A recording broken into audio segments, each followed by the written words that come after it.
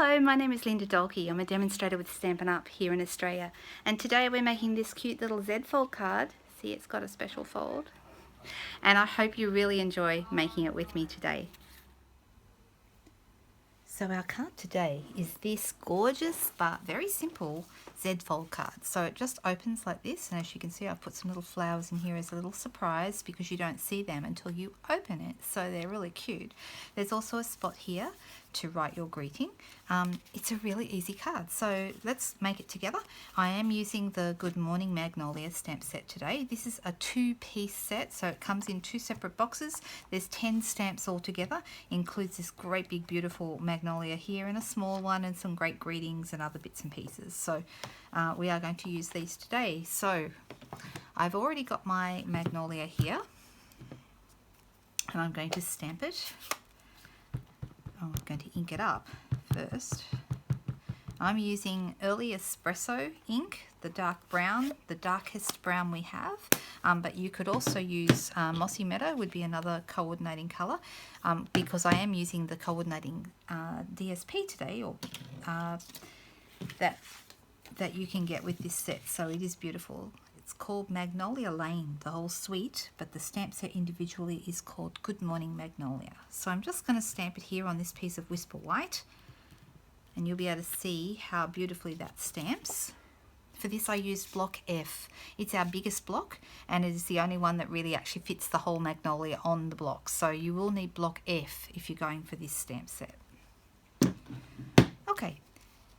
Now I am going to colour this in. I have got, today I'm using 2 different colours. On my original card here I actually used a different pink. I used Flirty Flamingo, a little bit darker, a little bit deeper. But today I'm going to use the petal pink. It is actually the colour that is in the paper itself. If you look closer here, there's petal pink stripes in this background paper. I'm going to use a slightly different one today, but you'll see it works the same way. And I'm using our alcohol markers, which are called blends, and I'll show you how I like to use them. They come in a pair. You can buy them singly, but I would normally buy them in a light and a dark together. And the dark one is the one I start with, and then I let my lighter one do the work of blending. That's just how I like to do it. Different people do it different ways. Just a couple of tips for you. There's a small thin line here on this end and a thick line on this end, and that tells me this is the thicker brush end, and the other end with the thin line on here is more like a pen. Okay, so it's quite a fine tip, that one. So the fine tip's great if you're doing small detailed areas, but if you want to do bigger areas like I'm going to here, then I would go with the brush end. So I'm just going to start, and I'd be quite rough. I'm just going to colour in the middle, and I'm just going to do a couple of petals at a time. Then I'm going to go back in with my lighter one.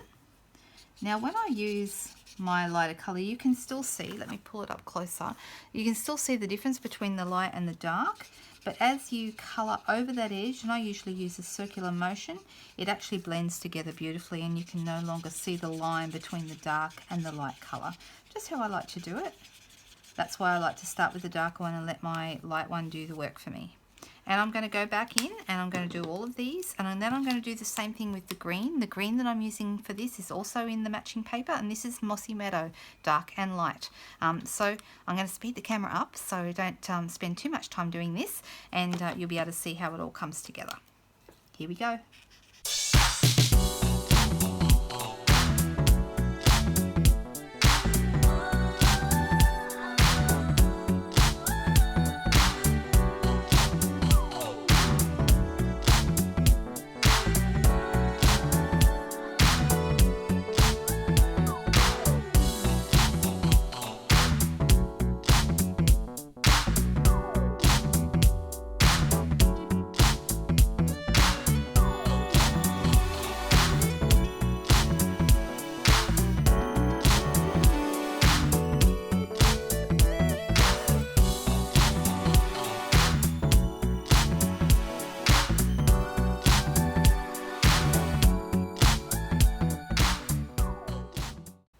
Okay, so now this is done. I could also bring in a maybe a crumb cake marker and do the branch, but I'm not going to worry about it on this occasion.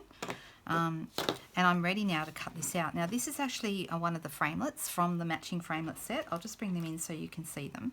So this is the Magnolia dies that match the Magnolia Lane and Good Morning Magnolia stamp set. And you can see how beautiful this colouring looks. It's almost like a botanical drawing. It's just really lovely. And what's going to happen is I'm going to line this up inside the die, and I'm going to put it through my cutting and embossing machine. So I'll run that through the die and I'll be right back. Okay, so here it is. It's all ready to go, and I'm going to pop this aside, and I'm actually going to put the card together so you can see how that works. So here is the card design. As you can see, it just opens up. It's super simple. All I've done is I've got a piece of crumb cake, and in Australia we use A4 paper. So all I did was I got a full piece of A4, which would normally come to here. It's 21 centimeters wide, and I cut it in half vertically. If you're using letter cardstock, you'll do the same. You'll take your 8.5 inch wide piece of letter and you'll cut it in half vertically. And I believe if I have that right, it should be at the 4.25 inch mark. Yeah. Okay, so then you're going to fold your piece, whether you're using letter or A4 makes no difference. You're going to fold it in half. And we're just going to push that over the edge. I'd normally use my bone folder, but it's just out of reach, so you get the idea anyway. Okay, and then I have a piece here, and I've got two other pieces. Now, all these pieces are cut to 1/2 centimeter less wide than the base. So if you're using A4, your 10.5 centimeter base means that any pieces you put on top are going to be 10 centimeters wide, so 1/2 centimeter less.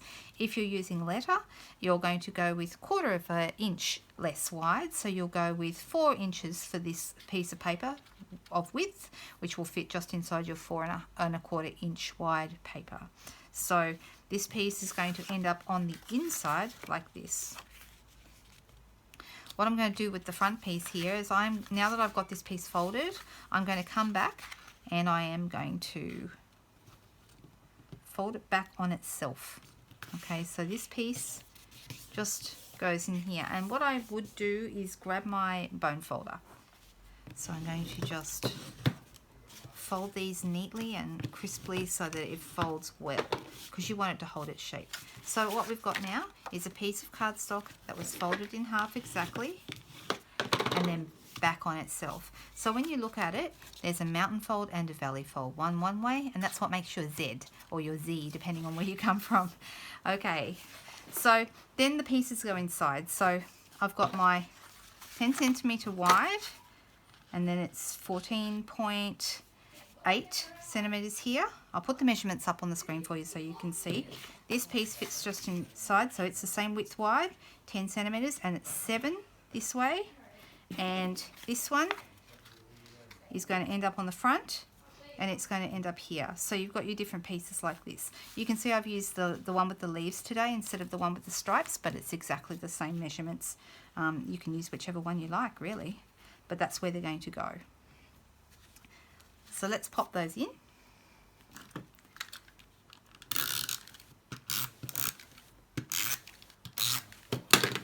This piece here is where you're going to be able to write something. If you want to write a little greeting, dear friend, or whatever it is you want to say. This piece here with the leaves is going to go onto the back piece.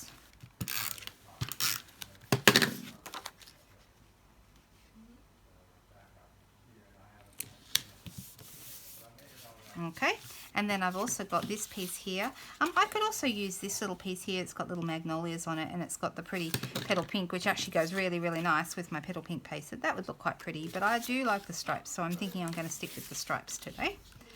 But totally, it's up to you. All these papers in this beautiful paper pack are just beautiful. So I'm going to position this on here, just like that. Right, now I pick up the piece that we coloured before, and I'm going to position this where I want it. Now I've noticed that from this leaf to this leaf here, if you put those right on the edge here, they almost completely cover this exact measurement. So I don't really want this piece showing too much here. I can move it slightly so it's just off the edge. If you have a look here, you can just see this piece here in the middle. It doesn't really matter. But I'm going to end up putting that piece right on that edge. So I'm going to put some snail straight down there. And then I'm also going to put some snail behind the Magnolia here, and on that leaf about halfway up. And I just want to make sure that I'm getting a reasonable amount of stick. Okay, so I'm putting it just here, just off the edge, and just sort of wriggle it around until you think, yep, that's where I want it, and then we're just going to push that down. If there's anything, just make sure there's nothing flapping around. If there is, like I haven't got any under there, so I'm going to add a little bit more under there. Alright, now you could just leave it like this with this piece off, but if you want to put it in an envelope, you can see that to fit it in the envelope, I've actually cut this off. So then in that case, I would turn this over and just snip off that overhanging piece if you're going to want to put it in an envelope. Okay, you can see it's almost done, it's coming together. We also have a piece here of 1 inch wide cardstock. So I have that piece here, and I'm just going to position it.